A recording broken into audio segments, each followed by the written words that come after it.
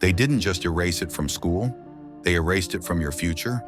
A skill so old it connected kings to peasants, revolutions to treaties, freedom to the ink it was signed in, gone. Not killed by time, but by design.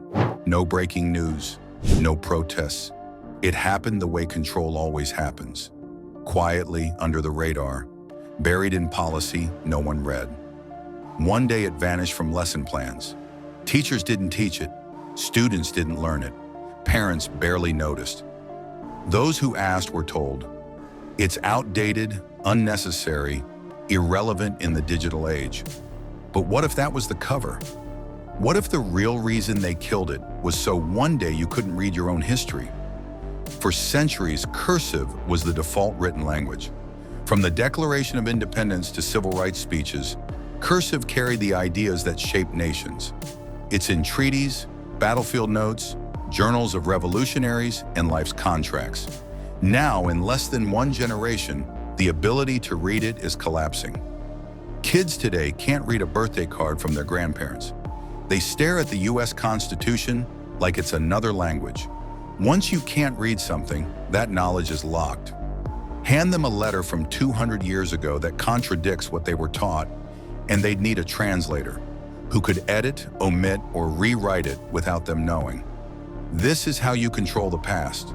You don't burn books anymore. You make sure no one can read them. The removal of cursive wasn't natural. In the early 2010s, education standards like Common Core quietly dropped it. Similar moves happened in Canada, the UK, and Australia. The excuse? More time for typing skills. Parents were told it was progress. But remove a skill from a generation, and you erase access to everything that skill unlocks.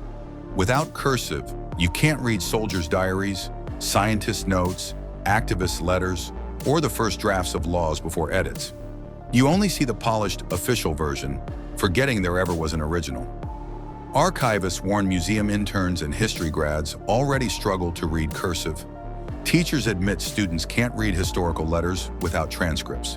Legal experts warn unreadable originals leave disputes in the hands of certified experts, who can be pressured, bought, or politically aligned.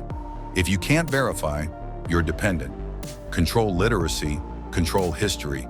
Ancient Egypt lost hieroglyphics. The Maya lost their writing. In medieval Europe, literacy was for elites. Every time a writing system dies, power shifts to the few who can still read it. The loss of cursive is also the loss of a way of thinking. Writing it activates brain areas typing doesn't, boosting memory and comprehension. Without it, we lose a cognitive edge, making people easier to influence. Then there's the death of the signature.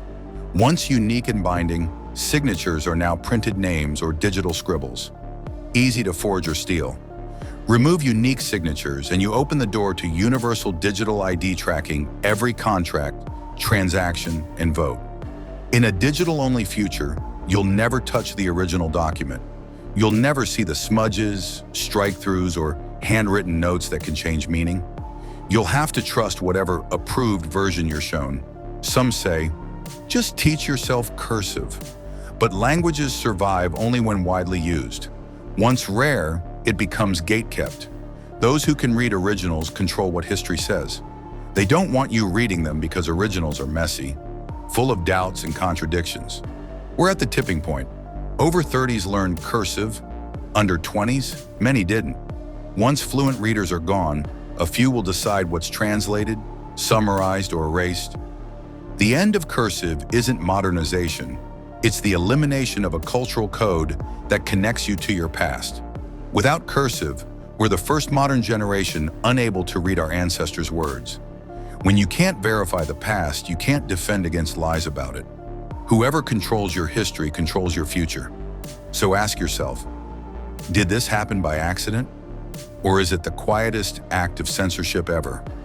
The removal of the tool that lets you check the truth? They didn't just take cursive out of schools. They took the master key to your past. You be the judge. And if you're awake, you already know what to do. Sign up to our free underground newsletter, link in the description.